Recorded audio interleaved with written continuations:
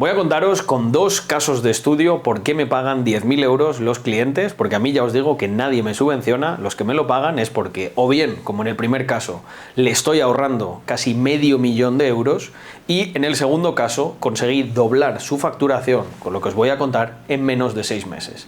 Vamos con el primer caso. El primer caso, lo que me presentó el cliente era una situación bastante compleja. Una situación en la que tenían un perfil especializado, un ingeniero, para ser concretos, con mucha experiencia, un ingeniero de unos 47 años que llevaba bastante tiempo en la compañía y el problema principal era que no se podía despedir a esta persona. Estáis preguntando, hostia, despedir, ya vamos directos a eso. El problema que estaba causando esta persona estaba por encima del medio millón de euros.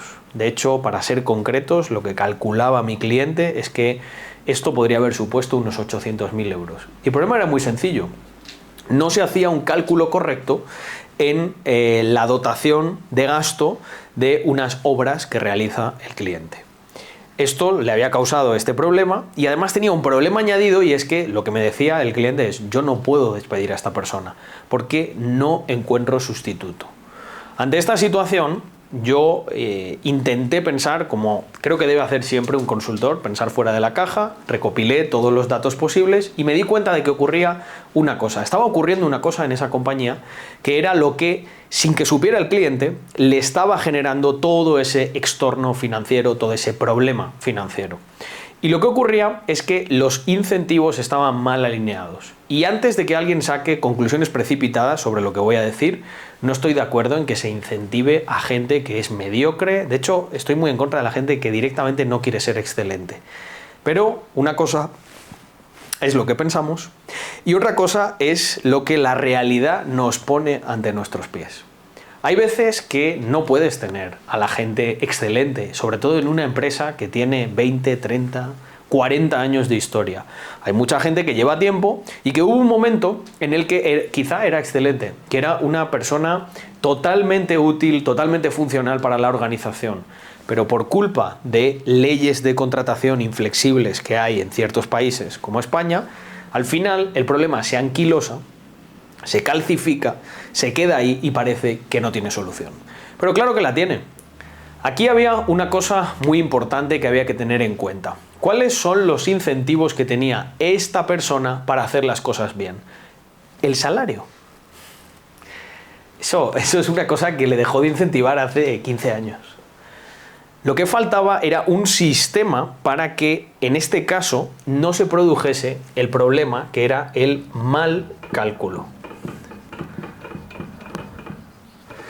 Si tenemos un mal cálculo, ¿qué podemos hacer? Podemos premiar el cálculo correcto. Si nosotros sabemos que históricamente esto nos costaba cientos de miles de euros cada vez que se producía ese mal cálculo, podíamos crear, y así es como le diseñamos, un incentivo que premiase un cálculo correcto. ¿Qué quiere decir? Si nosotros hacemos una obra y tiene un desfase de 200.000 euros, esto es algo que perdemos y que tenemos que poner. Porque cuando hablamos de desfase, queremos decir que si hemos cobrado 1 millón, nos acaba costando 1.200.000 y perdemos 200. Sin embargo, si hacemos un cálculo correcto y hay un positivo de, vamos a poner, 200.000, ¿qué es lo que podemos hacer? Podemos dar un incentivo, voy a poner un incentivo muy grande, ¿vale? No era tanto, del 10%, pero quiero preservar algunos datos para mi cliente, y eso supondría 20.000 euros, que es prácticamente más de 1/3 de la nómina de ese ingeniero. ¿Qué creéis que empieza a ocurrir cuando esto aparece en escena? Que la persona está muy incentivada a hacer las cosas bien. Y aquí quiero explicaros un problema que es el que llamo el problema de los lotes pequeños. Tú dirás, oye, pero bueno, y es que esto no debería ocurrir y ya está. Ya, pero si no tienes los incentivos adecuados ocurre y acabas teniendo un problema no de 200.000 sino de 800.000, que es mucho mayor. Entonces, para hacer una tortilla hay que romper los huevos, hay que hacer a veces cosas que podríamos decir no es justo, estoy de acuerdo. Luego hablaré de otro contraincentivo que pusimos para corregir una mala actitud que se puede dar incluso aunque tengamos este incentivo, ¿vale? De hecho, lo voy a decir ya. Era muy sencillo. A la par, vamos a contratar un perfil junior que no tiene el incentivo y vamos a enseñar a esta persona que hay alguien que sin ese incentivo puede amenazar su posición de poder en esta compañía. Lo siguiente era utilizar este incentivo para ver cómo responde esa persona. Y si responde bien, le vamos a premiar con dinero y por ende, ¿qué estaremos haciendo? Resolviendo el problema, que es por lo que me pagan. Y comparado al tamaño del problema, tampoco es un pago tan grande. Esto y otras muchas cosas es lo que hicimos con este cliente para solucionar un problema que potencialmente entre los dos ciframos como $500.000 euros en futuros proyectos que ya estaban comprometidos y que si se calculaban mal iban a provocar este tipo de fallos. Ahora vamos a ir con el siguiente caso, un caso totalmente diferente en el que un cliente lo que me planteaba era un problema de crecimiento en este caso. Y el problema que tenía, porque mi cliente tenía un buen negocio y tiene un buen negocio, pero se encontraba un problema principal y era, como tantos emprendedores, el equipo. Cuando el cliente vino por primera vez, lo que vi es que había un buen modelo de negocio, había un buen mercado y lo que estaba fallando es la ejecución. O sea, imaginaros como que estáis con un buen barco, con viento de cola que os hace avanzar hacia adelante, pero las velas no se despliegan. El equipo no está alineado, no está entendiendo hacia dónde nos dirigimos y esto permite que incluso con condiciones favorables no estén funcionando las cosas. Lo primero que hicimos es un organigrama de las personas clave de este equipo, ¿vale? ¿Quién es quién y qué roles tiene cada uno? Y aquí descubrimos el primer fallo. Porque claro, cuando un cliente me plantea, oye, creo que las cosas no están yendo bien, creo que no estoy creciendo porque falla algo en el equipo, lo primero que yo le digo es, ¿cómo cuantificas eso? Y aquí os vais a dar cuenta de la potencia que tiene una cosa tan sencilla, os va a acompañar tanto, como es el KPI, Key Performance Indicator. Básicamente una métrica, dicho en español, del que todos conocemos. ¿Con qué métricas mides, cliente 2, a tu equipo? Él me decía, ¿métricas? Las métricas son del negocio. Yo mido, pues tengo del equipo, no, de mi negocio, pues las ventas, tengo el margen, el porcentaje que gano, tengo el coste de adquisición de cliente, y yo le dije, ¿por qué no asignamos? O sea, ¿cómo? Piénsalo, y pensadlo vosotros también. ¿Cómo podemos determinar que alguien lo está haciendo bien o lo está haciendo mal? Por una sensación nuestra, eso es muy poco cuantitativo. Aquí estamos jugando a las empresas. Y en las empresas las cosas tienen que ser claras, concisas y medibles. Y un KPI nos da esas tres cosas. O por lo menos nos ayuda a tenerlas. Así que lo que hicimos fue crear un organigrama de toda la compañía y asignar un KPI a cada persona. Esto le costó a mi cliente no una ni dos, creo que fueron 3 o 4 semanas. Me dijo, Carlos, he sudado haciendo esto. No lo tenía claro, pero ahora tengo una visión totalmente objetiva y completa de cómo está mi compañía. Y tomamos ciertas decisiones de sustituir y poner nuevos roles o incluso, en un caso concreto, premiar a una persona que estaba teniendo un performance excepcional. Esto es una cosa que además, y me encanta contar estos casos, son casos reales, voy a contar un montón a lo largo de todo este camino que vamos a recorrer juntos en las redes. Me encanta hacerlo porque creo que a través del ejemplo es cómo mejor se aprende. Creo que incluso, aunque muchos de vosotros digáis, oye, yo no me identifico exactamente con este problema, vais a coger todo lo bueno de lo que yo he transmitido hoy, lo vais a reformar y estoy completamente seguro de que lo vais a convertir en valor para vuestra organización. Si hay alguien que quiere que hagamos una interpretación específica que le midamos cualquier cosa, que analicemos cuál es el problema que tiene.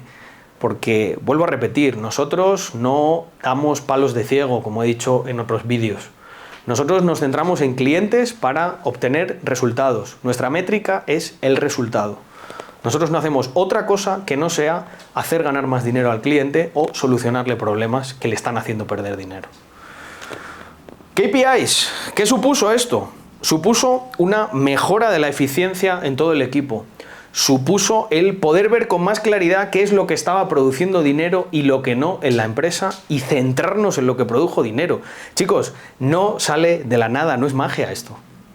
Si te centras en las cosas, si le das claridad al cliente para que vea en qué está ganando dinero y en qué lo está perdiendo, porque puede parecer muy estúpido, ¿no? Y espero que nadie sea arrogante en este aspecto y diga, pues eso yo lo hubiese visto. Bueno, todos los que lo veis deberíais ser personas con empresas con grandes valoraciones. Y no me encuentro con mucha gente así, la verdad, y conozco un montón de gente del mundo emprendedor en España. No es tan fácil de ver estas cosas. De hecho, aquí me voy a parar porque quiero hacer un alegato en defensa del rol de un buen consultor. Y es que muchas veces nosotros tenemos una posición privilegiada a la hora de ver este tipo de problemas. Pensad en un experimento mental muy sencillo, en 5 personas ciegas tocando a un elefante. Probablemente ellos, como solo tienen el input del tacto, la persona que esté tocando la trompa puede pensar objetivamente que lo que está tocando es una serpiente. La persona que está tocando el cuerno puede pensar que está tocando una lanza. La persona que está tocando el cuerpo puede decir que está ante una pared. Y ahí entra en juego ese consultor o esa persona externa que ve con perspectiva y dice, ninguno de vosotros estáis equivocados, mi cliente no estaba equivocado, mi cliente facturaba un buen dinero y había hecho un montón de cosas buenas, pero era imposible que pudiese ver con la perspectiva necesaria el problema que le impedía doblar su facturación. Y eso es literalmente lo que hicimos para él. Y a los resultados me remito. Chicos, creo que si habéis llegado hasta este punto y hay alguien que a lo mejor no ha entendido la dimensión de todo esto, no es capaz de extrapolar literalmente lo que ha ocurrido aquí a su problema, me gustaría daros simplemente 2 moralejas para que os quedéis con ellas. La primera, hay que crear cortafuegos, no cuando tenemos el fuego. Los cortafuegos sirven cuando los creamos antes, como en el caso del primer cliente, y fijaros, es una cosa un poco injusta, ¿no? Es como el cinturón de seguridad, ¿no? Nadie le agradece al creador del cinturón de seguridad las miles de vidas que probablemente está salvando, porque funciona como un cortafuegos, hace que el problema no se dé y como el problema no se da, no se ve. Por lo tanto, ese agradecimiento es inexistente. Pero si creas buenos cortafuegos, no tendrás un montón de problemas y cuando no los creas y el problema llega, créeme que te acuerdas y bastante. Y la segunda moraleja es que hay que medir absolutamente todo en una compañía. Muchas veces pensamos, mi negocio no es suficientemente grande, yo no soy Coca-Cola, yo no voy a tener un analista de datos, no soy Google, y de repente lo que está ocurriendo es que estás a las puertas de literalmente doblar tu facturación, ojo con esto que voy a decir, sin gastar ni un solo euro. La buena consultoría lo que hace es aprovechar los recursos que tiene el cliente. Y si aprovechas los recursos que tiene el cliente, le puedes hacer con lo mismo que ya tenía, aprovechándolo, facturar más, tener menos problemas y al fin y al cabo, pues terminar el día con más alegría, ¿no? Porque ya nos metemos en un montón de fregados, yo, mi equipo, mis clientes, vosotros. Lo mejor es terminar ese día pensando, bueno, con lo que tenía hice lo mejor que pude. Chicos, muchísimas gracias por llegar hasta aquí, de verdad, si has llegado hasta aquí, estoy seguro que es porque te ha interesado, porque algo de valor has extraído y solo decirte que, bueno, encantado de hacer estos vídeos, que seguiré haciendo mucho más. Escribidme, dadme like, decidme lo que queráis para tener una guía, para tener ese feedback del que hemos hablado algunas veces y podamos hacer vídeos cada vez mejores. Un abrazo enorme, nos vemos en el próximo vídeo. ¡Chao!